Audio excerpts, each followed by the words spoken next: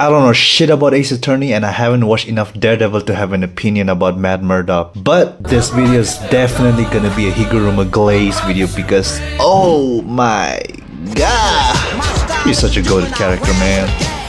We are first provided with a bit of backstory for Higuruma, and right here we can see that Higuruma is on a case trying to defend this bumfuck of a retard because who the f collects a bloody knife and forgets to give it to the cops? And then we are told that Higuruma usually accepts cases like these where it is very difficult for a victim to prove his or her innocence. And this is not just a new thing. In fact, his old partners also admitted that Higuruma has always been like that, has always been the type of person to stand up for the weak. Even if he lost the case, he's always been the type of person to always stand up for what's right.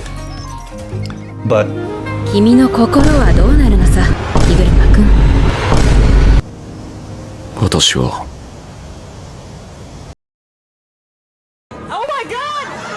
And after collecting enough evidence, the defendant is found innocent.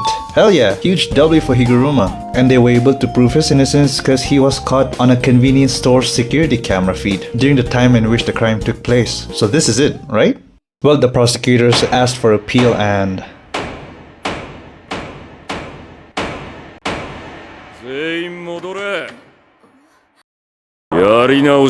the prosecutors proved that he was guilty even though they couldn't submit any new evidence in the second trial. And this seasoned motherfucker looking at decided that that was enough evidence because... But I always say the absence of evidence is not the evidence of absence. What? And overturned the verdict. And then Higuruma awakens his curse technique and kills the prosecutor and the judge. With the release of the newest episode of Jujutsu Kaisen, what I love about Higuruma is the fact that he is a genius in terms of being a lawyer. But apparently he's also a genius in sorcery. Hell yeah. That's like if Stephen Curry, the best basketball player in the world by the way, played golf just as well as he played basketball. Oh wait, he already does that. And in this episode, we finally see Yuji Itadori use his brain, and I mean not just use his brain to calculate what's 2 plus 2, but actually weigh in all the options that he is provided with and pick out the best possible option that he thinks was best fit for the situation. Which was really strange to see for a shonen main character who is considered an airhead. But this is a Higuruma Glaze video now, getting back to the main content. What I love about Higuruma is that his sense of justice is something that he always innately had. And what I love even more about that fact is that he never goes around why one should protect the weak. He just does it because he just likes doing it. He protects the weak for the love of the game. And that's something I find really admirable about Higuruma. But the question of what about his mental state? That answer has been provided in this episode. Yes, we saw him murder the judge and the prosecutors in the previous episode, but we didn't fully get what was going on in his mind, and we can see that after years of experience of being a lawyer, we can see that it has affected his mental state negatively. Because to him, empathizing with another's feelings is understanding their weakness. The weaknesses of the victim, the weaknesses of the criminal. And doing that every day for weeks, months, years on end, he started feeling fed up with it. So ugly. That's what he thought every time he tried to help someone. But after Yuji's admission of the Shibuya mass murder, Higuruma went through the first stage of grief, denial.